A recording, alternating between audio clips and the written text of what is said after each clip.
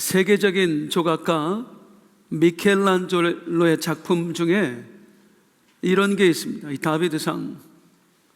이게 이제 피렌체 시청에서 요청을 한 겁니다. 그래서 미켈란젤로가 3년 동안 조각을 해서 저걸 완성시켜요. 이게 완성됐을 때 피렌체 시민들이 열광을 합니다. 그런데 미켈란젤로의 그 고향인 카프레세 사람들은요, 오히려 시큰둥했어요. 비웃습니다.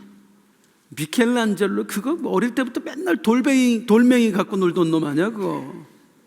그런 놈이 만든 게 뭐 별거 있겠어? 그를 가장 오래 그리고 잘 알았던 사람이 어쩌면 미켈란젤로를 가장 과소평가했어요. 익숙함이라고 하는 것은 때로 진실을 보는 데 있어서 방해꾼이 됩니다. 우리로 하여금 믿음을 갖게 하는 데 있어서 가장 큰 방해 역할을 하는 게 익숙함이에요. 사실 오늘 본문이 그런 이야기죠. 예수님께서 어느 안식일 날 갈릴리에 있는 나사렛 마을에 들어오셨습니다. 잠깐 지도를 하나 보여드릴게요. 누가복음 우리 예수님 이야기를 들으려면 이 지도를 머릿속에 넣어놓으셔야 돼요. 뭐 그냥 딱 3가지만 기억하세요. 고대 이스라엘은 3개 도로 이루어져 있었어요. 우리 전라도 경상도 하듯이 맨 아래 남쪽에 유대도가 있었어요. 가운데 사마리아도가 있었어요. 그리고 제일 북쪽에 갈릴리도가 있었어요. 그러니까 예수님이 주로 갈릴리에서 사역하시다가 유대도에 한 번씩 갔다 오시는 거예요. 이제 이 지도를 머릿속에 그려 넣으셔야 돼요. 유대도에서 가장 유명한 도시는 예루살렘, 사마리아도에서 가장 유명한 도시는 여리고, 갈릴리에서 가장 유명한 도시는 가버나움입니다. 예수님 주로 가버나움에서 활동하셨어요. 지금도 그 가버나움에서 말씀 전하시고 여러 기적을 행하셨습니다. 그리고 나서 자기가 어린 시절에 자라셨던 나사렛 마을로 오신 거예요. 잠깐 나사렛, 현재 나사렛 사진입니다. 지금은 굉장히 큰 도시지만 예수님 당시에는 인구가 200~300명 정도밖에 되지 않는 시골 마을이었습니다. 저 뒤쪽에 보면 언덕이 높게 있죠? 네, 저 높은 지역에 나사렛이 있었어요. 산골 마을이었던 겁니다. 안식일 날 이 나사렛에 있는 회당에 들어가셔서 회당 예배를 드리신 거예요. 선지서를 낭독하는 시간이 됐을 때 예수님께서 자원하여 일어나십니다. 이사야 61장을 읽으시지요. 시작. 주의 성령이 내게 임하셨으니 이는 가난한 자에게 복음을 전하게 하시려고 내게 기름을 부으시고 나를 보내사 포로된 자에게 자유를, 눈먼 자에게 다시 보게 함을 전파하며 눌린 자를 자유롭게 하고 주의 은혜의 해를 전파하게 하려 하심이라 하였더라. 이건 메시아에 관한 예언이었습니다. 장차 메시아는 누구를 위해 오시는가? 또 그들을 위해 메시아는 어떤 일을 행하시는가? 예수님이 메시아 예언을 읽으신 거예요. 그리고 예수님이 하시는 말씀은 이 글이 오늘 너희 귀에 응하였느니라.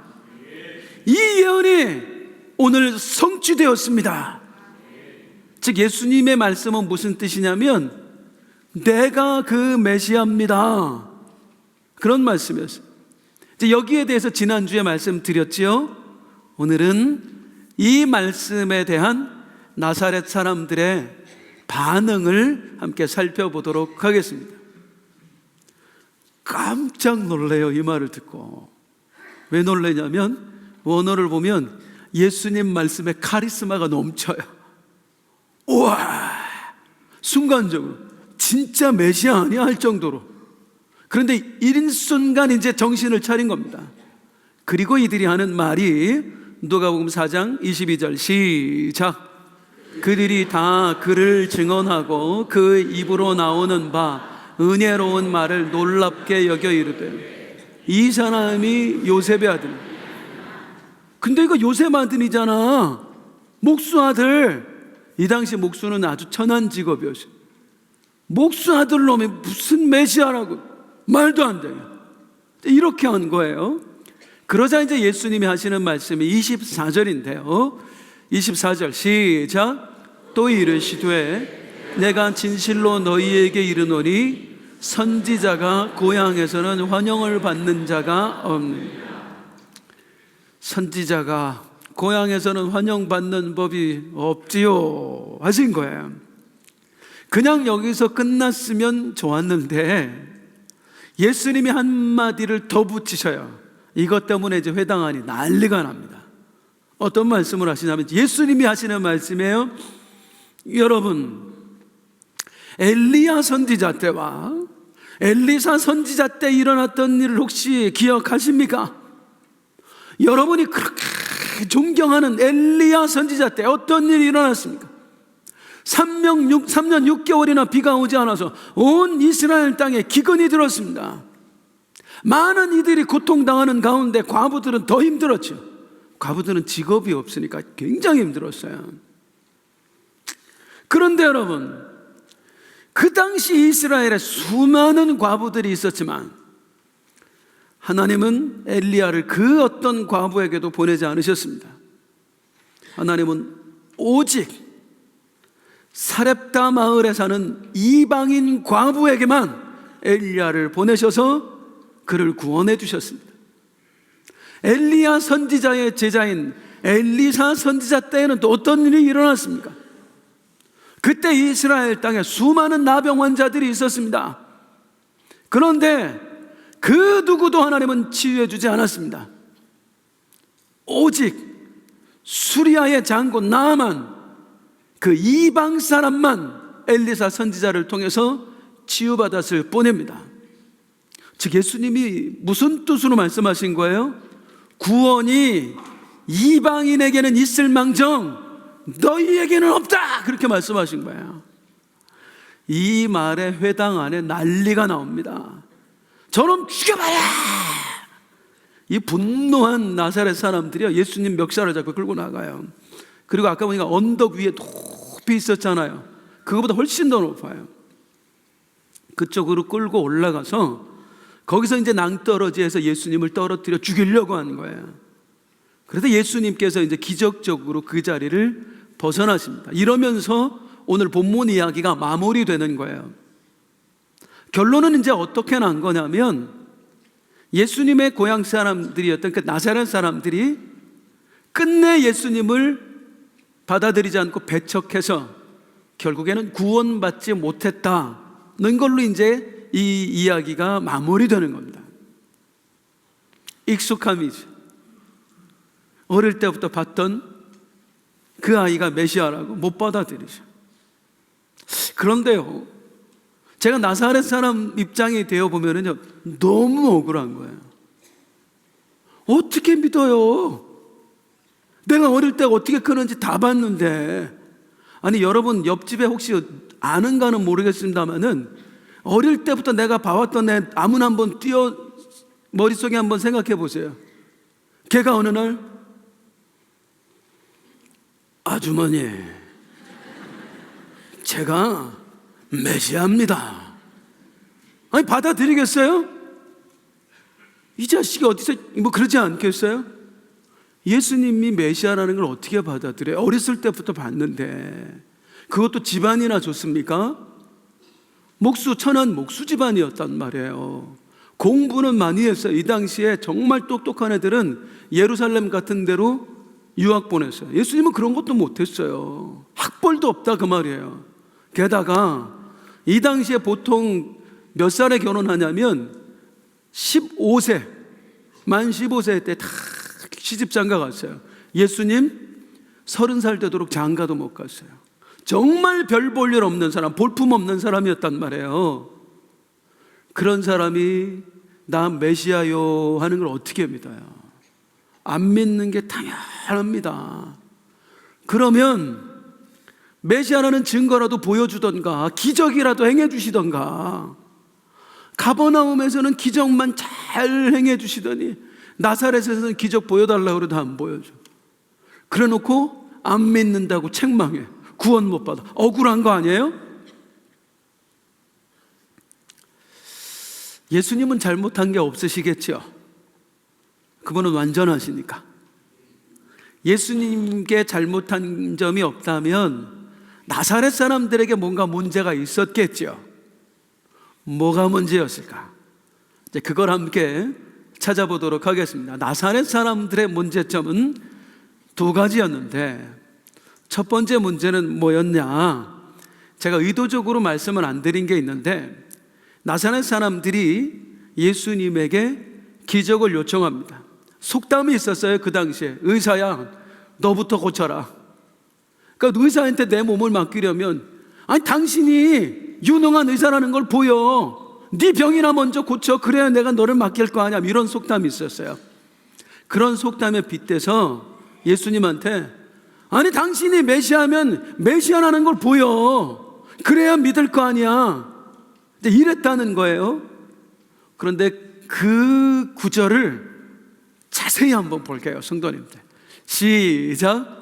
예수께서 그들에게 이르시되 너희가 반드시 의사야 너 자신을 고치라 하는 속담을 인용하여 내게 말하기를 우리가 들은 바 가버나움에서 행한 일을 고향 여기서도 행하라 하리라.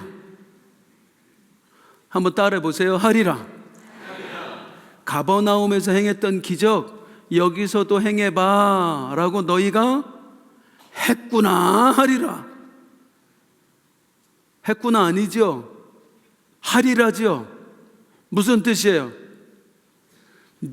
너희가 나한테 가버나움에서 행했던 기적 여기서도 행해 보세요. 그래서 메시아라는 걸 증명해 보세요 라고 할 거구나 그 말이에요.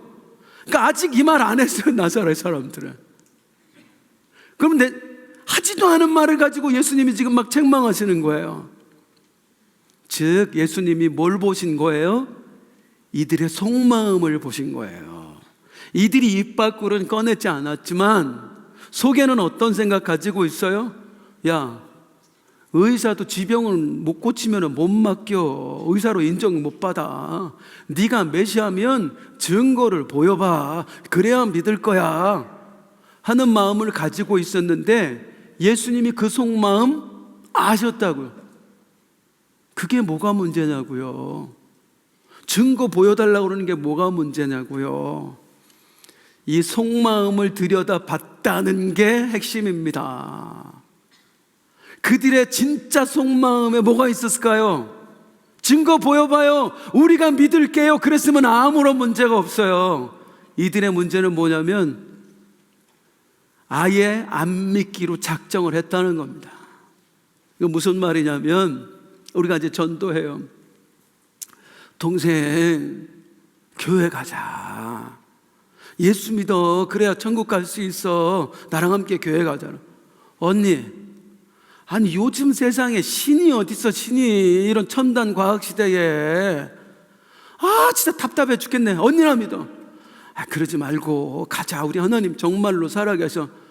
이 언니 봐 진짜 답답한 건 언니야. 가서 하나님한테 바칠 것이면 나나 빌려줘. 진짜 우리 하나님 계셔. 그걸 뭐라고 그래요? 이렇게 말하는 사람들이 있어. 그럼 있잖아, 나 지금 온 얼굴에 트러블 나가지고 지금 피부과 가야 되거든.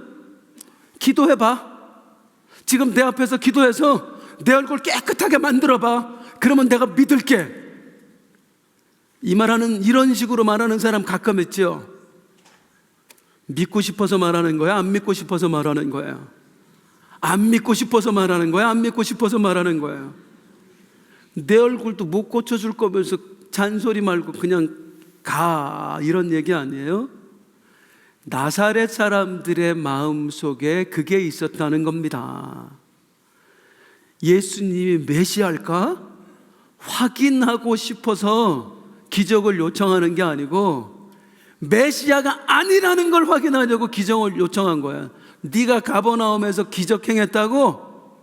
하이, 우리가 넌 아는데, 그 천원 목수집 아들인 걸 우리가 아는데 너 속임수 썼지.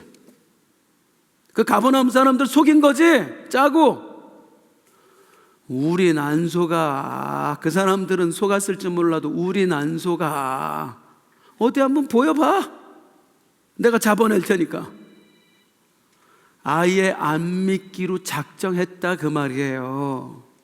그러니 예수님이 기적을 보여주실 이유가 없는 거예요. 그리고 책망하셨습니다.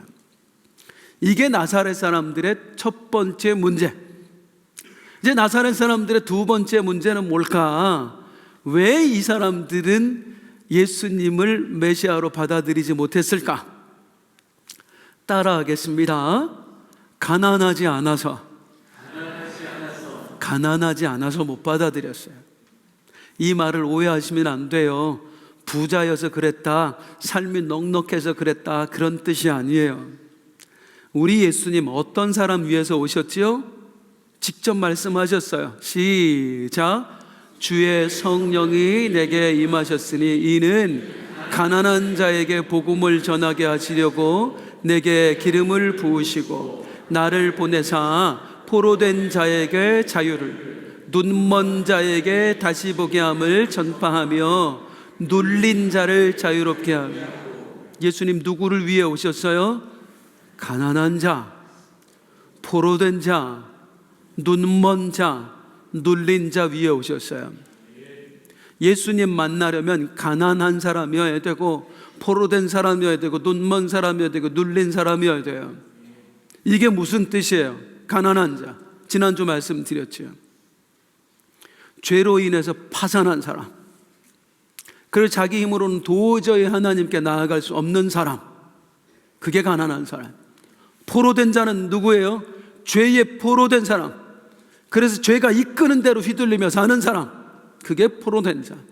눈먼 사람, 어떤 사람이 죄로 인해서 눈이 멀어버린 사람, 무엇이 진리인지 볼 수 있는 눈이 전혀 없는 사람, 눌린 사람, 죄에 짓눌린 사람, 그래서 영혼도 마음도 삶도 다 박살나버린 사람, 이런 사람들이 예수님 만나는 거예요.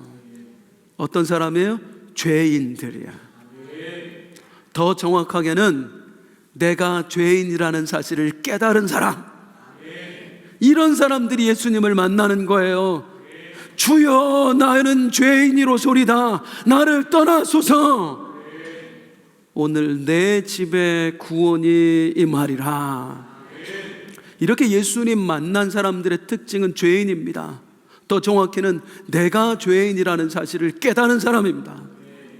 더 나아가서 어떤 사람이 예수님을 만나냐면 그냥 죄인 정도가 아니라 내가 오늘 네 집에 가겠다, 주여 나의 집에 오심을 감당할 수가 없겠나이다. 어떻게 당신 같은 분이 나같이 더러운 사람의 집에 오십니까?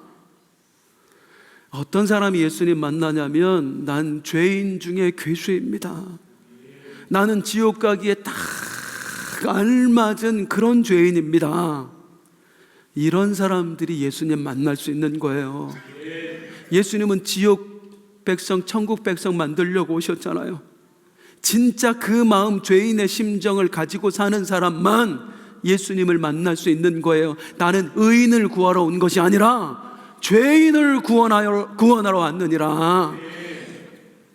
그런데 이 나사렛 사람들은 어땠을까요? 죄인의 심정을 가지고 살았을까요? 우리 예수님이 하신 말씀에 해답이 있어요. 우리 예수님이 이 사람들에게 그 이방인의 구원 얘기 왜 하셨을까요? 그 사렙다 과부 구원받은 이야기, 나아만 장군 구원받은 이야기 왜 하셨을까요?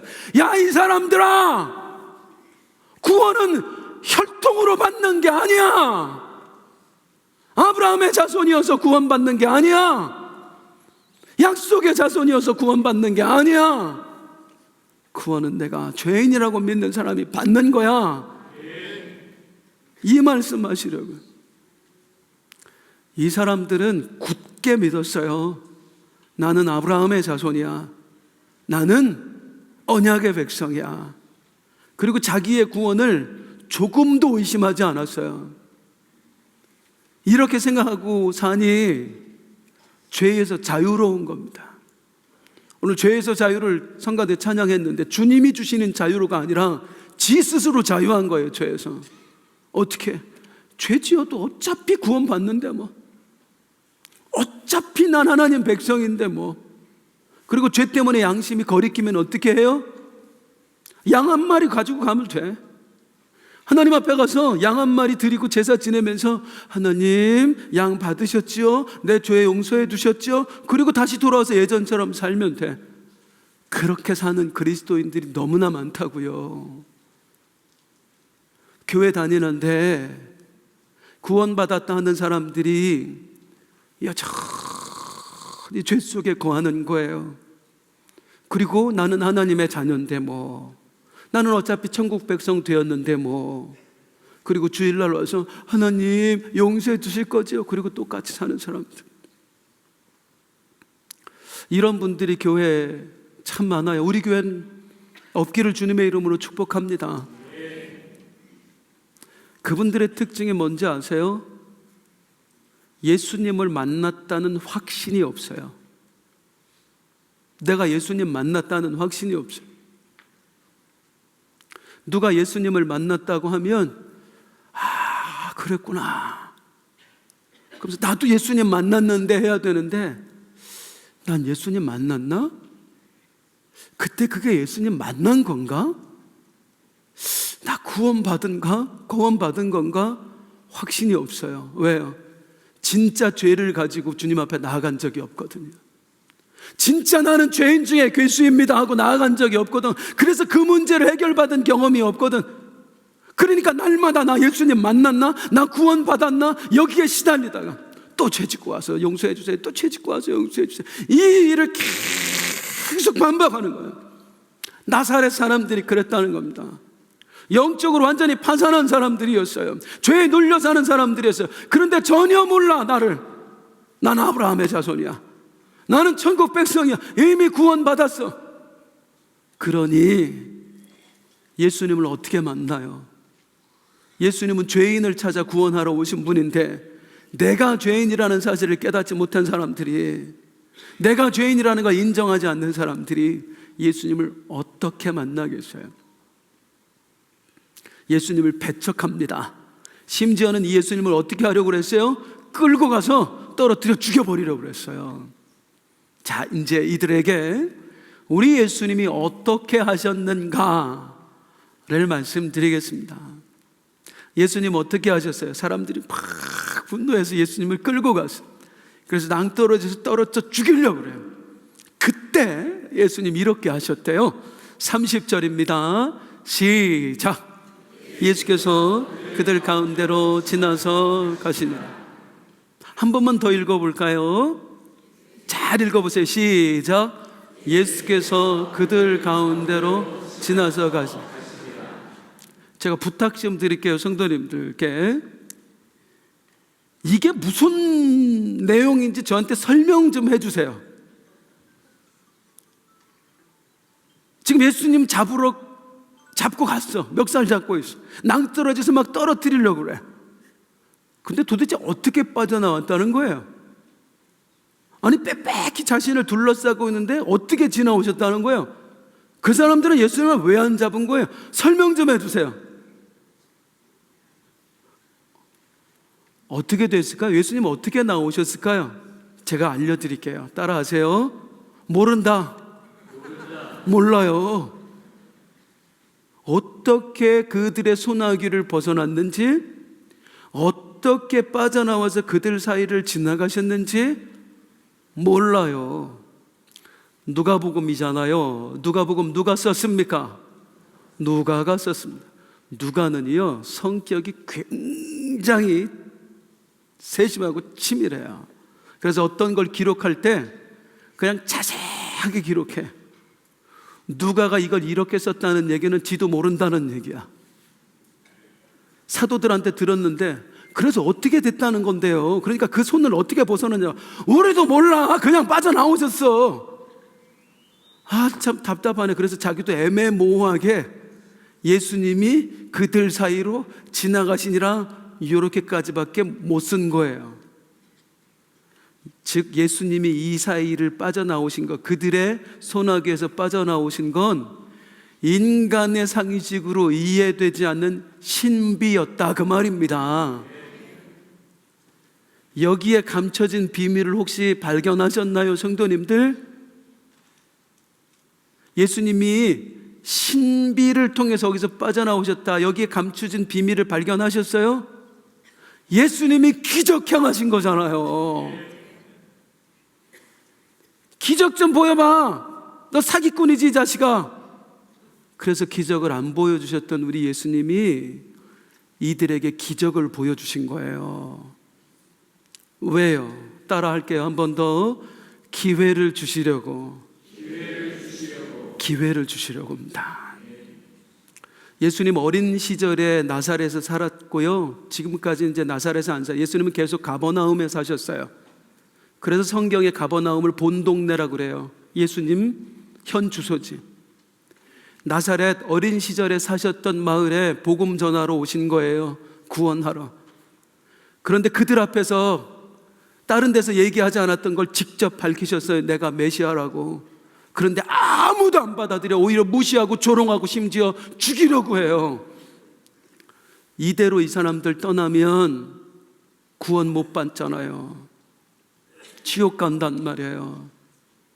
다시 못 볼 그 사람들, 내 어린 시절에 함께 했던 사람들, 그들에게 마지막 선물을 남겨주고 가시는 겁니다. 기적을 보여주시는 거예요. 직접 그들의 소나기에서, 직접 그들의 눈앞에서. 이들이 예수님을 꼭 붙잡고 있었거든요. 떨어뜨려 죽이려고. 어떻게 빠져나갔는지를 몰라. 우리가 꽉 둘러싸고 있었거든요. 어떻게 우리 사이를 지나갔는지 몰라. 이건 속임수가 아니란 말입니다. 진짜 기적을 행한 거란 말입니다. 우리 예수님이 선물 주신 거예요. 기회 주신 거예요. 어떤 사람들에게? 너 목수집 아들이잖아, 이 자식아.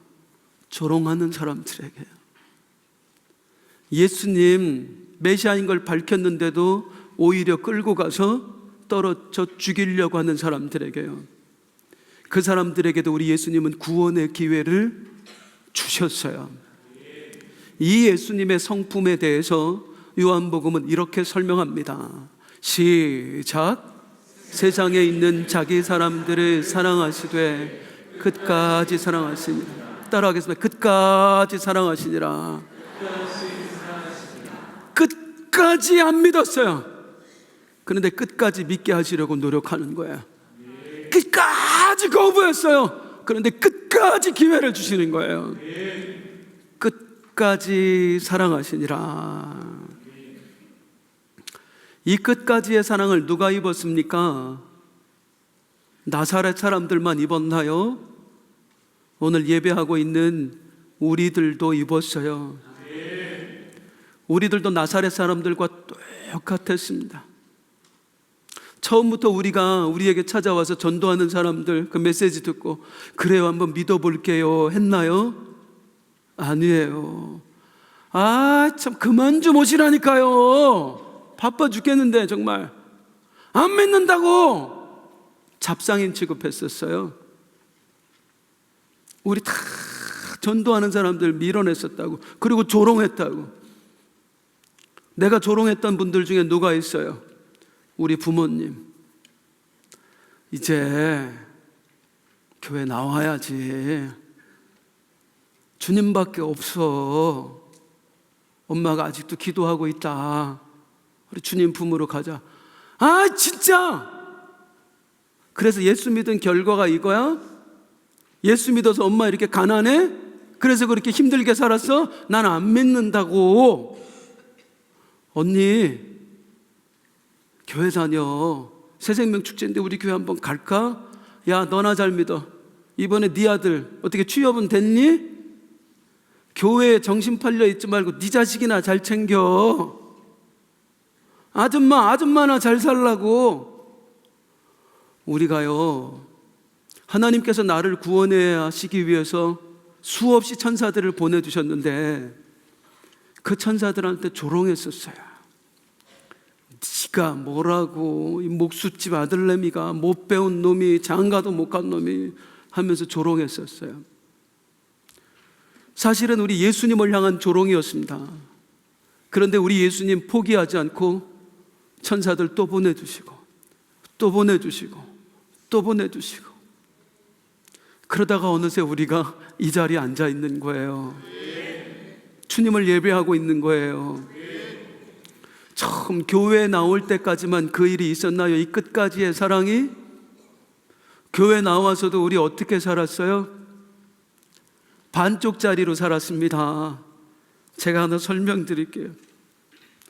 다리 두 개, 한쪽 다리는 예수님, 한쪽 다리는 세상, 이렇게 걸쳐놓고 살았어요. 주일날 되면 여기에 힘 더 주고, 이제 월요일날 되면 아예 여기에 힘 더 주고, 그러고 살았어요. 그리고 주님을 조롱했어요. 어떻게? 돈 앞에선 믿음도 아무것도 아니야. 예배, 무슨 예배, 지금 계약건이 있는데.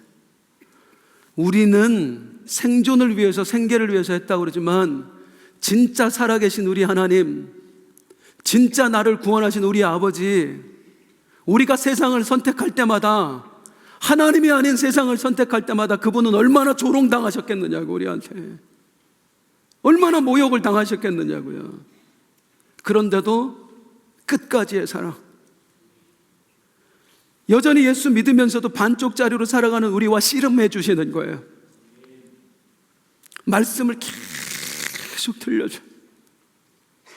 귀를 닫고 듣지 않는데도 또 듣게 하시고 또 듣게 하시고, 한 말씀이 들리고 한 말씀이 들리고 깨닫고 조금씩 조금의 믿음을 갖게 하시고, 그걸로도 안 되면은요, 사렙다 과부 구원하시기 위해서 그 가정에 기근이라고 하는 고통을 보내셨던 것처럼, 나아만 장군을 구원하시기 위해서 그에게 나병이라고 하는 고통을 허락하셨던 것처럼, 우리 인생에도 끊임없이 하나님이 고통을 보내시면서 나를 당신 곁으로 가까이 부르시는 거예요.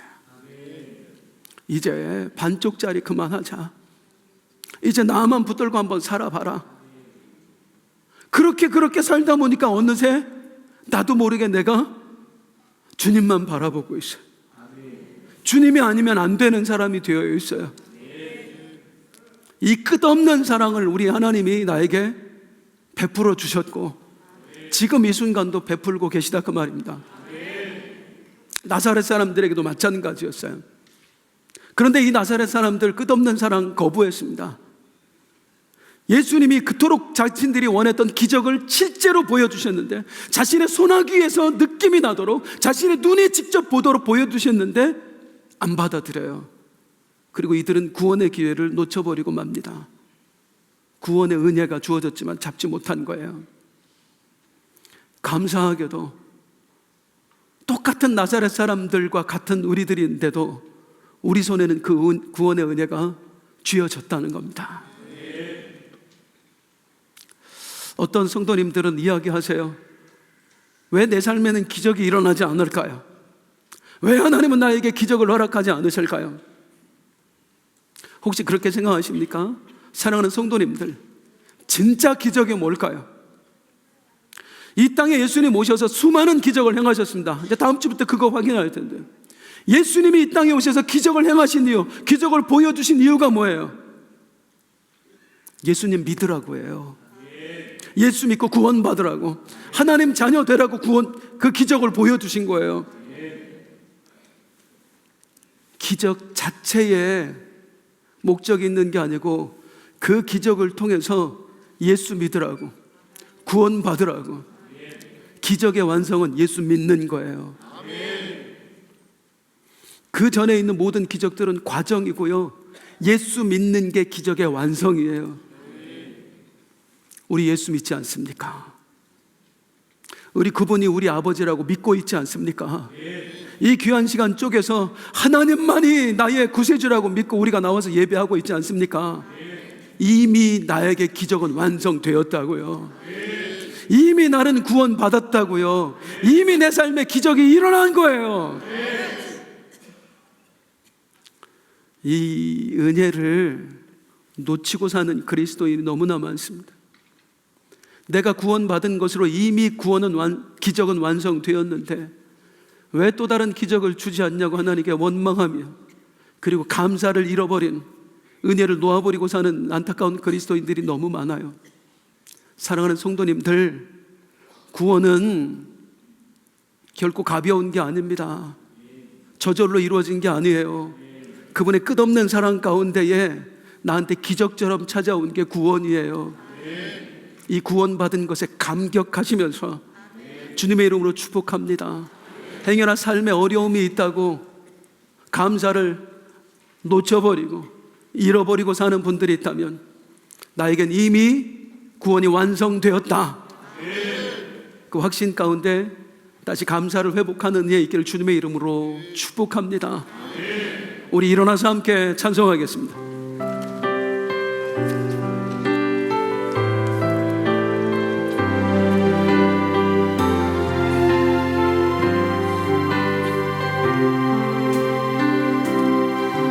내가 누려왔던 모든 것들이, 내가 지나왔던 모든 시간이, 내가 걸어왔던 모든 순간이 당연한 건 아니라 은혜였어. 아침에 해가 뜨고 저녁에 노을, 봄의 꽃향기와 가을의 열매, 변하는 계절의 모든 순간이 당연한 건 아니라 은혜였어. 모든 것이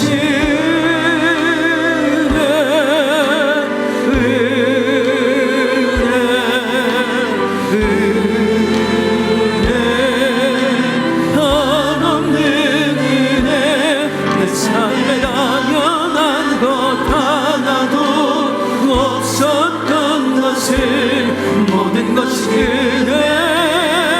은혜였어. 내가 이 땅에 태어나 사는 것, 어린아이 시절과 지금까지 숨을 쉬며 살며 꿈을 꾸는 삶,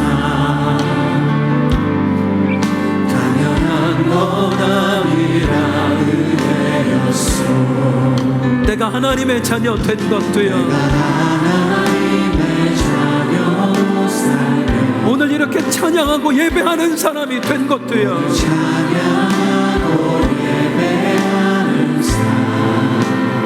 내가 주의 복음 전할 수 있는 사람들, 저절로 된 것 아니고요, 우리 하나님의 끝없는 사랑 가운데 되어진 일입니다. 모든 것이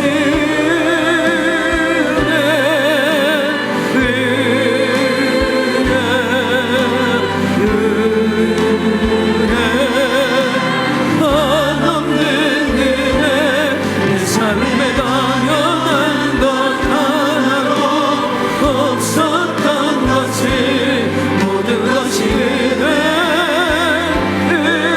은혜였어. 내가 누려왔던 모든 것들이, 내가 지나왔던 모든 시간이, 내가 걸어왔던 모든 순간이 당연한 건 아니라 은혜였어. 아침 해가 뜨고 저녁에 노을, 봄의 꽃향기와 가을의 열매, 변하는 계절의 모든 순간이 당연한 건